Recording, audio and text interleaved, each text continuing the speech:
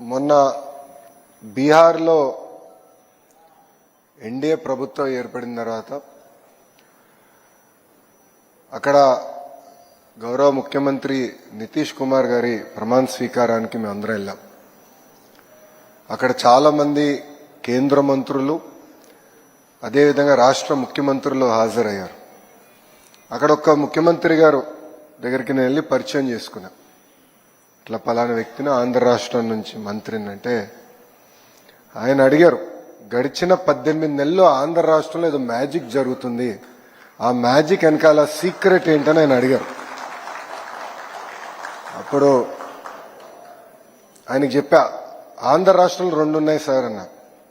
ఒకటి మిసైల్స్, రెండోది GPS. GPS అంటే వేదికమైన ఉన్న పెద్దలు, ఒక పక్కన అయ్యన్న పాత్రుడు గారు, ఇంకో పక్కన అశోక్ గజపతిరాజు గారు.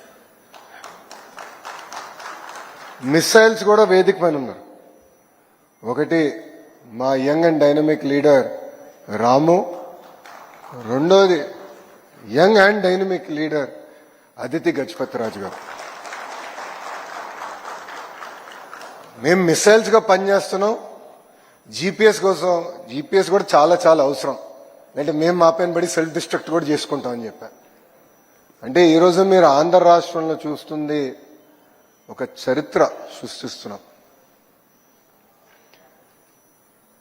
అహర్నిశలు వేదికమైన పెద్దలందరూ కూడా ఆంధ్ర రాష్ట్రానికి ఎదురు చేయాలి. రాష్ట్ర విభజన తర్వాత మనందరం చాలా నష్టపోయాం. ఇప్పటికి కూడా దక్షిణ భారతదేశంలో ఆంధ్ర రాష్ట్రం తలసరి ఆదాయం చాలా తక్కువ ఉంది. ఇదంతా అధిగమించుకుని ముందరికెళ్ళాలి అని అహర్నిశలు కష్టపడుతున్న వ్యక్తులు. ఇక్కడ భీమిలి శాసనసభ్యులు గంటా శ్రీనివాస్ గారు కూడా ఒక మాటలో చెప్పాలంటే నేను ఎక్కువ కష్టపడుతున్నా ఆయనకన్నా, ఆయన గెలిచేదానికి మళ్ళీ. ఎందుకంటే అన్ని ఐటీ కంపెనీలన్నీ కూడా వచ్చి భీమిలికే వస్తున్నాయి. ఇప్పుడు ఆయన కూడా అద్భుతంగా సహకరించి మమ్మల్ని అందరినీ ప్రోత్సహిస్తాం జరుగుతుంది. స్పీచ్ చాలా మా వాళ్ళు రాశారు, కానీ 2-3 విషయాలు చెప్పి నేను ముగిస్తా. మొదటిది జిఎంఆర్ గారు గురించి. జిఎంఆర్ గారు ఉత్తరాంధ్ర ముద్దుబిడ్డ, ఇక్కడనే జన్మించి ఒక మధ్యతరగతి కుటుంబానికి జన్మించి 10th క్లాస్ ఫెయిల్ అయిన వారు. అప్పుడు వాళ్ళ ఇంట్లో లేదు, బాగా చదవాలని తోమితే తిరిగి మళ్ళీ వెళ్ళి మాన్సాస్లోనే 11th 12th క్లాస్ చదివి ఈరోజు దేశానికే కాదు ప్రపంచంలోనే ఒక అతిపెద్ద పారిశ్రామికవేత్తగా మారిన వ్యక్తి జిఎంఆర్ గారు.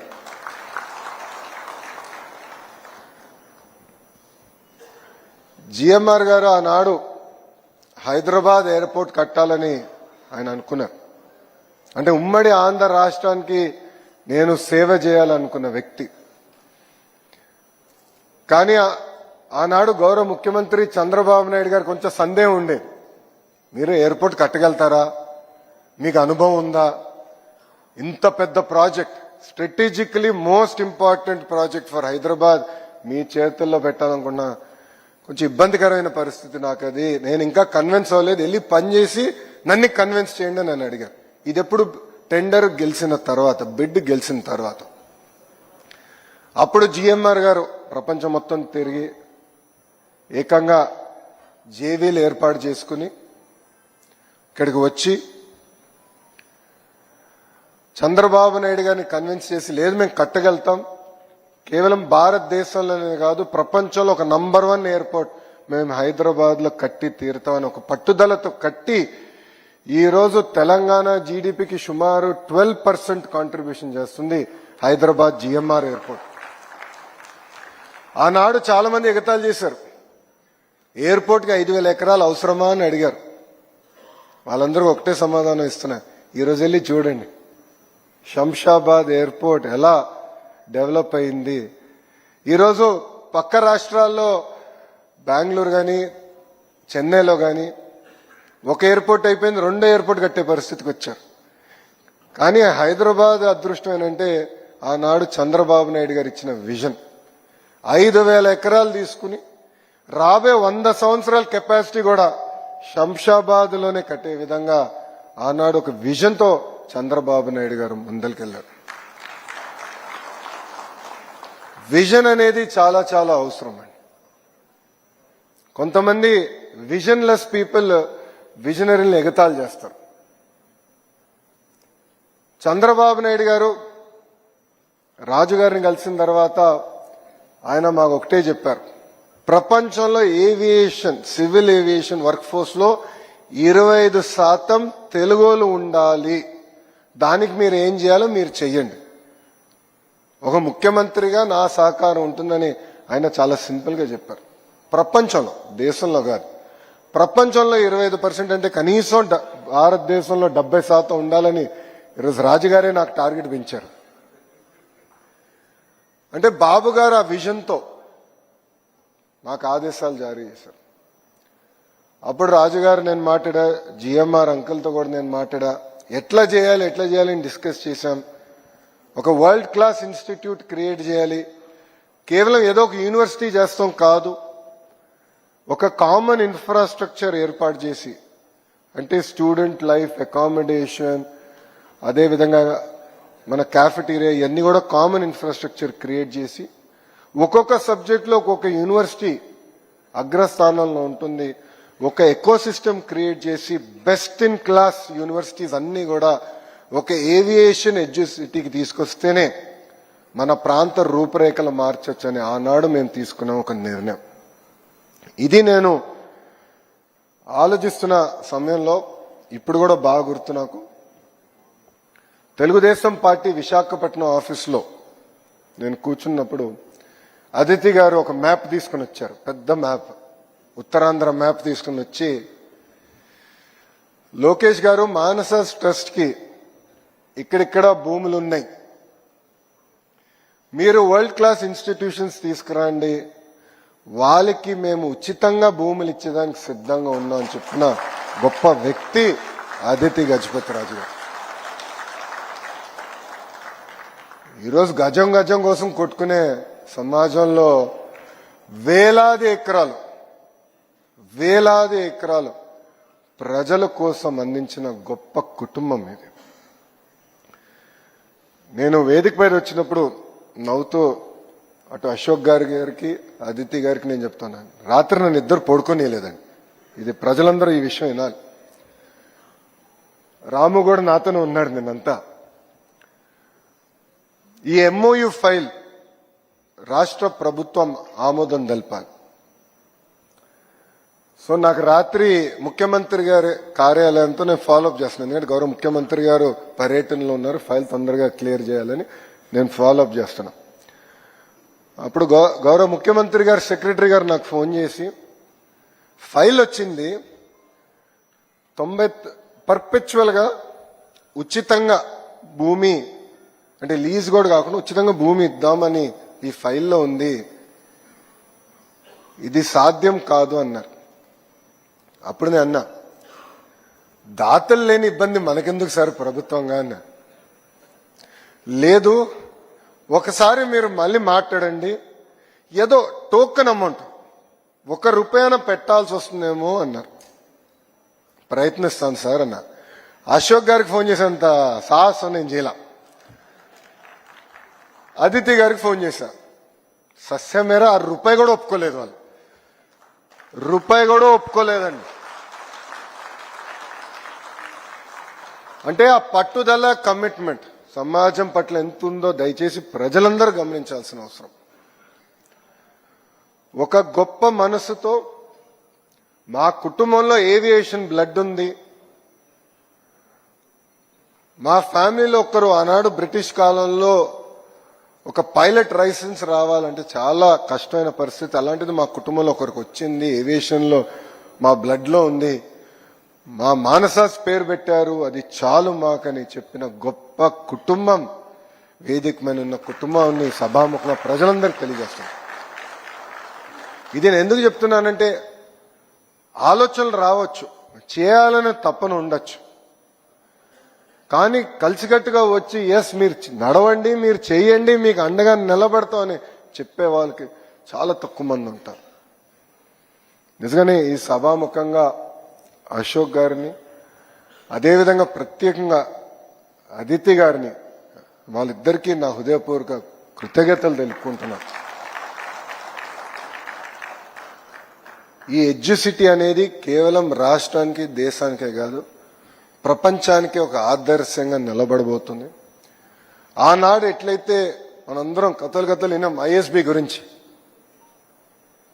This will be an institute that will be better than the Indian School of Business. నిన్న మేము ఇక్కడికి వస్తుంటే రాము నేను కూడా మాట్లాడుతూ వచ్చాం, ఇద్దరం కలిసి ప్రయాణం చేసాం. నేను సుమారుగా 2 గంటలు ఏ యూనివర్సిటీస్కి వెళ్ళాలి, ఫిబ్రవరి నుంచి ఎవరెవరు గడపలు దొక్కాలి, ఈ ఎకో సిస్టమ్ ఎలా బిల్డప్ చేయాలి, ఇంజన్లో ఎవరు, డ్రోన్స్లో ఎవరు, ఏవియానిక్స్లో ఎవరు, అదేవిధంగా ఏటీసీ ట్రైనింగ్ చాలా చాలా అవసరం, పైలట్స్ కూడా అవసరం. సో ఎవరెవరి దగ్గరికి వెళ్ళాలి, ఎలా తీసుకురావాలి, దానిపైన ఆల్రెడీ మేము వర్కౌట్ చేస్తాం. అంటే ఒక పట్టుదల, ఒక కమిట్మెంట్తో ఏదైతే ఏవియేషన్ ఎడ్యుసిటీని ఒక వరల్డ్ క్లాస్ మోడల్గా చేయాలని దానిపైన మేమందరం కూడా అహర్నిశలు కష్టపడతామని గజపతిరాజు గారికి, అశోక్ గజపతిరాజు గారికి మీ అందరి సమక్షంలో ఆయన నేను తెలియజేస్తున్నా. ఆంధ్ర రాష్ట్రాన్ని అభివృద్ధి చేయాలనే లక్ష్యంతో కూటమి ప్రభుత్వం పనిచేస్తుంది. 2014లో గౌరవ ముఖ్యమంత్రి చంద్రబాబు నాయుడు గారు ఆనాడే చెప్పారు, ఒకే రాష్ట్రం ఒకే రాజధాని, కానీ అభివృద్ధి వికేంద్రీకరణ చేసి చూపిస్తామని నినాదానికి ఇప్పుడు కూడా కూటమి ప్రభుత్వం కట్టుబడి ఉంది. అన్ని ప్రాంతాలని సమగ్ర అభివృద్ధి చేయాలి, కానీ క్లస్టర్ బేస్డ్ అప్రోచ్ అనేది చాలా చాలా అవసరం అని నేను చెప్పాను. అందుకే ఆటోమోటివ్ క్లస్టర్ ఒక అనంతపూర్లో వచ్చింది, renewable energy cluster Kurnool Anantapur జిల్లాలో వచ్చింది, సిమెంట్ క్లస్టర్ ఒకటి ఏర్పాటు చేస్తున్నాం, ఎలక్ట్రానిక్స్ మ్యానుఫ్యాక్చరింగ్ క్లస్టర్ ఒకటి వచ్చింది, ఏసీ క్లస్టర్ ఒకటి వచ్చింది, compressed biogas, aqua, quantum, medical devices manufacturing, pharma, steel, ఇలా ఒక్కొక్క క్లస్టర్ సుమారుగా 22-23 క్లస్టర్స్ తయారు చేస్తున్నాం. ఈ క్లస్టర్లో కేవలం ఒక 10 కంపెనీలు తీసుకొస్తాం కాదు, ఎంటైర్ ఎకో సిస్టమ్ ఈ క్లస్టర్లో తీసుకొస్తున్నాం. ఏవియేషన్లో ఇప్పటికీ నేను రాము కలిసికట్టుగా పనిచేస్తున్నాం. అసలు ఒక ఇంజిన్ తయారు చేయాలంటే సుమారుగా 1000 కంపెనీలు వాళ్ళ కాంపోనెంట్స్ ఇస్తాయి. నేను రాముకు చెప్పా, పెద్ద పెద్దలు అవసరం లేదు, నాకు ఆ కాంపోనెంట్ తయారు చేసే లిస్ట్ చాలు, వాళ్ళందరినీ నేను ఆంధ్ర రాష్ట్రాన్ని తీసుకొస్తాం. ఆ క్లస్టర్ మనం కలిసికట్టుగా ఏర్పాటు చేద్దాం అని చెప్పాను. ఇది అనేది vertical. Horizontal education, aviation educity ఏదైతే మనం ఈరోజు డిస్కస్ చేస్తున్నామో అది హారిజాంటల్. ప్రపంచానికే మనం టాలెంట్ అందజేయాల్సిన అవసరం ఉంది. సో ఇట్లా ప్రతి క్లస్టర్లో మీరు చూస్తే ఒక సిస్టమేటిక్ అప్రోచ్ మేము తీసుకుని ఎడ్యుకేషన్ని, ఇండస్ట్రీని ఇంటిగ్రేట్ చేసి యంగ్స్టర్స్ ఎవరైతే గ్రాడ్యుయేట్ అవుతారో జాబ్ రెడీగా వాళ్ళకి కావాల్సిన కరికులం కూడా తయారు చేసి అందించే బాధ్యత కూటమి ప్రభుత్వం తీసుకుంటుంది. ఇది వాస్తవంగా ప్రపంచంలో ఒకే ఒక దేశం ఈ మోడల్ ఫాలో అయింది, అది చైనా. ఒక క్లస్టర్ బేస్డ్ అప్రోచ్ తీసుకున్నారు. ఏవియేషన్లో కానివ్వండి, ఎలక్ట్రానిక్స్ మ్యానుఫ్యాక్చరింగ్ కానివ్వండి, ఫర్నిచర్లో కానివ్వండి, టాయ్స్లో కానివ్వండి, ఇట్లా క్లస్టర్ బేస్డ్ అప్రోచ్ తీసుకున్నారు. అదే క్లస్టర్ బేస్డ్ అప్రోచ్ ఆంధ్ర రాష్ట్ర ప్రభుత్వం తీసుకుంటుంది. చివరిగా రాష్ట్రం లక్ష్యం ఒకటే, 5 సంవత్సరాల్లో 20 లక్షల ఉద్యోగాలు కల్పించాలని. దానికోసం మేము అహర్నిశలు కష్టపడుతున్నాం. ఉత్తరాంధ్ర ప్రజలందరూ కూడా నేను కోరేది ఒకటే, అభివృద్ధి చేసడానికి మేము ముందరికి వచ్చాం. మీ సహకారం కూడా చాలా చాలా అవసరం. నేను 99 పైసలకి ఫార్చ్యూన్ 500 కంపెనీస్కి భూములు ఇస్తానంటే చాలా మంది ఎగతాళి చేశారు. భూమి ఇస్తే సరిపోతుందా, కంపెనీలు వస్తాయా అని. ఆ ఒక్క నిర్ణయం వల్ల టీసీఎస్ వచ్చింది, ఆ ఒక్క నిర్ణయం వల్ల కాగ్నిసెంట్ వచ్చింది. రాబోయే 100 రోజుల్లో కనీసం ఇంకొక 2 కంపెనీలకి విశాఖపట్నానికి ఐటీ రంగంలో తీసుకొచ్చే బాధ్యత కూడా కూటమి ప్రభుత్వం తీసుకుంటుంది. ఇట్లా చాలా సాహసోపేతమైన నిర్ణయాలు తీసుకుంటున్నాం. మొన్న సెక్రటరీ గారు అన్నారు, సార్ చాలా రిస్కీ డెసిషన్ తీసుకుంటున్నారు మీరని. మాకు అలవాటే సార్ ఇదన్నా. మంచి మనసుతో ఏ నిర్ణయం తీసుకున్నా ప్రజలు సహకరిస్తారు, ప్రకృతి సహకరిస్తుంది. ఆయనకు ఒకటే చెప్పా, ఐఎస్బి ఏర్పాటు చేసినప్పుడు చాలా మంది ఇట్లానే అన్నారు, ఇది రిస్కీ నిర్ణయం అని. బాబు గారికి ఆయన ఎప్పుడు వెనక్కి తిరిగి చూడలేదు. That is why Hyderabad is what it is అని నేను చెప్పా. అలాంటి నిర్ణయాలు మేము తీసుకుంటాం. మిసైల్స్ రెడీగా ఉన్నాయి, ఇక్కడ అద్భుతమైన జీపీఎస్లు కూడా ఉన్నాయి. మాకు గైడెన్స్ టైం టు టైం ఇస్తారు. కలిసికట్టుగా అన్ని రంగాల్లో ఆంధ్రప్రదేశ్ని నంబర్ 1 చేసే బాధ్యత కూటమి ప్రభుత్వం మేము తీసుకుంటాం. అయ్యన్న గారిని కలవలేకపోయాను, అంటే నిన్నే ధర్మేంద్ర ప్రధాన్ గారిని కలిసి వచ్చాము. ధర్మేంద్ర ప్రధాన్ గారికి కాన్స్టిట్యూషన్ డే నాడు మాక్ అసెంబ్లీ ఎట్లా నిర్వహించామో ఆయనకు వీడియో చూపించాము. పిల్లలకి రూపొందించిన రాజ్యాంగం పుస్తకం కూడా ఆయన చూపిస్తే, ఫిబ్రవరి మాసంలో భారతదేశంలో ఉన్న స్టేట్ ఎస్సీఆర్టీ సంస్థలందరినీ అలా సమావేశం ఏర్పాటు చేసుకుందాం. ఏ మోడల్ ఏదైతే అద్భుతంగా ఆంధ్ర రాష్ట్రంలో మీరు రూపొందించారో ఆ మోడల్ అన్ని రాష్ట్రాల్లో అదే మోడల్ ఇంప్లిమెంట్ చేయాలి, వాళ్ళు కొంచెం అవగాహన తీసుకొద్దామని ఆయన చెప్తాం జరిగింది. ఆయన కూడా ఆశ్చర్యపోయారు, ఇంత అద్భుతంగా ఎట్లా నిర్వహించారంటే మా స్పీకర్ గారి కృషితో మేము చేశాము, ఆయన సహకారంతో మేము ఇంత అద్భుతంగా చేయగలిగామని ఆయన చెప్తాం జరిగింది.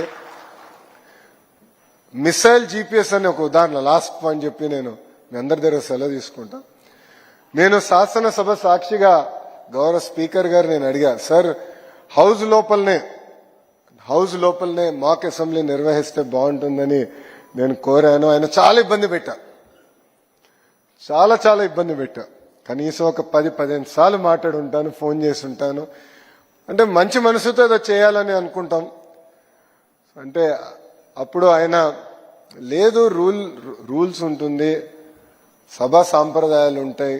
అంటే మీరే కదా సార్ స్పీకర్, మీ చేతుల్లోనే అంత ఉంటుంది. లాస్ట్ రూల్ బుక్ లో లాస్ట్ రూల్ ఉంటుంది, if speaker so desires can override all the previous rules అని లాస్ట్ రూల్ ఉంటుంది. నేను ఆ రూల్ కోట్ చేశాను. ఓకే, ఇంక వీడితో మాడితే కష్టం అని చెప్పి డైరెక్ట్ గౌరవ ముఖ్యమంత్రి గారి దగ్గరికి వెళ్ళి, ఈ మిసైల్ ఇబ్బంది పెడుతున్నాడు, మీరు జీపీఎస్ గా డైరెక్షన్ ఇవ్వండి, ఈ మిసైల్ కి లోపల పెట్టాం. కానీ అసెంబ్లీ ప్రాంగణంలో అద్భుతంగా ఒక టెంట్ వేసి అసెంబ్లీ లోపల ఎలా ఉంటుందో అదే విధంగా మేము చేస్తాం, ఆ మిసైల్ కి మీరు డైరెక్షన్ ఇవ్వండి అని చెప్పిన గొప్ప వ్యక్తి అయ్యన్న పాత్రుడు గారు. మొత్తం కార్యక్రమం అయిన తర్వాత నాకు అర్థమైంది ఎందుకంటే కొంతమంది ప్రతిపక్షాలు ఉన్న వాళ్ళు తెలియక ఎక్కడ నిర్వహించాం కూడా కనీసం అవగాహన లేక మా పైన ఆరోపణలు చేశారు. అప్పుడు నాకు జీపీఎస్ గొప్పతనం ఏంటో నాకు అర్థమైంది. ఒక మాటలో చెప్పాలంటే అటు రాముకు కానివ్వండి, ఇటు అదితి గారు కానివ్వండి, నాకు కానివ్వండి, we are very lucky to work in Telugu Desam party. ఇది మా అదృష్టం. ఎందుకంటే ఒక పక్కన సీనియర్స్ గైడెన్స్, ప్రోత్సాహం అద్భుతంగా మాకు దక్కుతుంది. ఇంకో పక్కన గౌరవ ముఖ్యమంత్రి గారు అహర్నిశలు మమ్మల్ని పరిగెత్తిస్తున్నారు. మన పట్నాలో వెనకాల సీట్లో ముగ్గురం కూర్చున్నాం, గౌరవ ముఖ్యమంత్రి గారితో రాము నేను కూర్చున్నాం. అప్పుడు నవ్వుతానని ముఖ్యమంత్రి గారు చెప్పా, సార్ మేము 10 కేజీలు మోయగలితే మీరు 14 కేజీలు ఇస్తారు సార్, మేము 14 మోయగలితే మీరు 18 కేజీలు ఇస్తారు సార్, 18 మోయగలితే 20 కేజీలు కూడా మీరే ఇస్తారు, మమ్మల్ని మీరైతే పడుకోనీయరని చెప్పాం. అంటే కుర్రలు ఏం చేస్తున్నారు మీరు ఇంకా అని చెప్పి మమ్మల్ని ఎగతాళి చేశారు గౌరవ ముఖ్యమంత్రి గారు. But really we are very lucky. మాకు అద్భుతమైన గైడెన్స్ ఉంది, టైం టు టైం ఫీడ్బ్యాక్ ఉంది. ఏ చిన్న క్రైసిస్ ఉన్నా గౌరవ ముఖ్యమంత్రి గారు ఫోన్ చేస్తారు, అశోక్ గారు మాకు గైడెన్స్ ఇస్తారు, అయ్యన్న పాత్రుడు గారు కూడా నిర్మమాటంగా మా అందరికి ఫోన్ చేసి, అందరికీ తండ్రి లాంటి వాళ్ళు వేదికమైన ఇద్దరు పెద్దలు మమ్మల్ని గైడ్ చేస్తూనే ఉన్నారు. నేను వాళ్ళని సభాముఖంగా కోరుకునేది ఒకటే, మీ గైడెన్స్ ఎప్పుడు మాకు ఉండాలి, మీ బ్లెస్సింగ్స్ ఎప్పుడు మాకు ఉండాలి. ఎందుకంటే ఒక పక్కన అయ్యన్న గారు కానివ్వండి, ఇంకో పక్కన అశోక్ గారు కానివ్వండి, ఫస్ట్ టైం వాళ్ళిద్దరూ శాసనసభ్యులు అయినప్పుడు మేము ఇంకా పుట్ల, రాము కానీ నేను కానీ ఇంకా పుట్టిన కూడా పుట్ల. So we are very lucky. తండ్రి లాంటి వారు, మీ గైడెన్స్ ఎప్పుడు మాకు ఉండాలి. చేయాలని ఒక తపన ఉంటుంది, స్పీడ్లో పరిగెడతా ఉంటాం, కానీ time to time corrections, guidance GPS లాగా మీరు మాకు అందించాలని ఈ సభాముఖంగా తెలుపుకుంటూ, చివరిగా again I would like to thank Aditi garu. If not for you this would have not happened. Your guidance has been amazing. ఎంత ప్రోయాక్టివ్ అప్రోచ్ అంటే, నేను ఇంకొక యూనివర్సిటీ పట్టుకురావాలని ప్రయత్నిస్తున్నా. ఇంకొక సెక్టర్లో, ఉత్తరాంధ్రకు సంబంధించిన ఒక సెక్టర్లో ఆల్రెడీ దాని గురించి ఒక గైడెన్స్ నోట్ నాకు ఇచ్చేశారు. వాళ్ళకి ఎట్లా చేయొచ్చు, ఇట్లా చేస్తే బాగుంటుందని అంటే డిస్కషన్ స్టార్ట్ చేశాం, కానీ ఇంకా ఇంకా కాంక్రిటైజ్ అవ్వకపోయినా ఆల్రెడీ గైడెన్స్ నోట్ ఇచ్చారు. అంటే ఎంత ప్రొయాక్టివ్గా ఉన్నారని దానికి ఇది ఒక ఉదాహరణ. But I would like to thank you from bottom of my heart. If not for that meeting we had in party office, this wouldn't have happened. You opened my eyes, you opened to the world of possibilities. Really, I truly appreciate your commitment to not only serve the people of Vijayanagaram, but to serve the people of Andhra Pradesh and people of Bharat. Thank you very much. ఒక historical initiative చేసినప్పుడు కొంచెం emotional అవుతాం అందరం. ఎట్లయితే 1994లో బాబు గారి గురించి అంచెలంచెలుగా చెప్తారో, మళ్ళీ ఇంకో చరిత్ర రాయిపోతున్నాం తిరిగి. సో అందుకే టైం లైన్ మిస్ అయ్యాను. రిమైండ్ చేశారు గంటా శ్రీనివాస్ గారు. అదే జీపీఎస్ అన్నాయి కదా, అదే జీపీఎస్ మిస్ అయ్యారు. సో టైం లైన్ అన్నారు. మేము 12 నెలలు ఒక టైం లైన్ గా పెట్టుకున్నాం. ఫిబ్రవరి నుంచి విల్ స్టార్ట్ రోడ్ షో. 12 నెలల్లో we will definitely bring universities here. Will take this project to the logical conclusion. So 12 months from today, not from February. Raju garu agree? Thank you very much. Jai Hind.